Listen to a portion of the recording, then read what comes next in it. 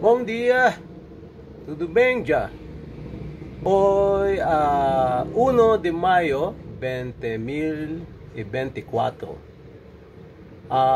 Nossa lição today, our lesson today is that what happened this morning.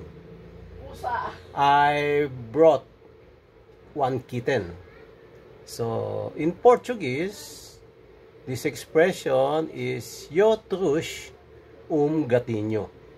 So, gatinho is a masculine. So, if the kitten is, I don't know, no kunyes.